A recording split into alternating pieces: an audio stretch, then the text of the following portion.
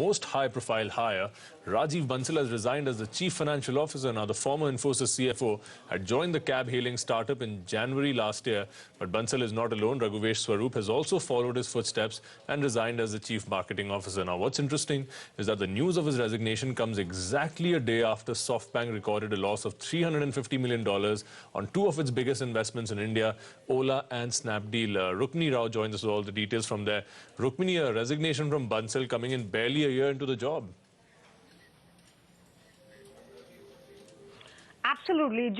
It's just been 1 year at Ola, and the most high-profile hire of Ola, Rajiv Bansal, who came from Infosys as the CFO of the company, has now put in his papers. Not just him, also the Chief Marketing Officer, Raghuvesh Swaroop, has put in his papers. Now, Ola has been seeing quite some churn right from the beginning of this year. We saw COO Pranay Jivrajkar really being replaced by Vishal Kaul of PepsiCo in January of this year, and now these two high-profile exits happening barely a day after SoftBank really said that it has written down close to $350 million in its Indian investments, where a large chunk, what we understand, is from Ola.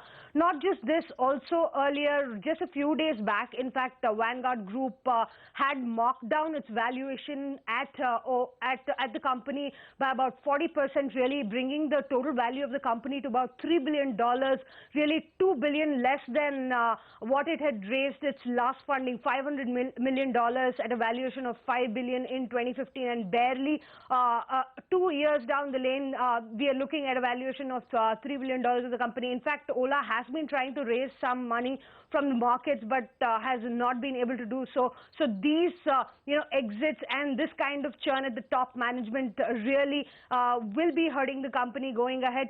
For now, Pallav Singh has been appointed as the interim CFO of the company. Back to you.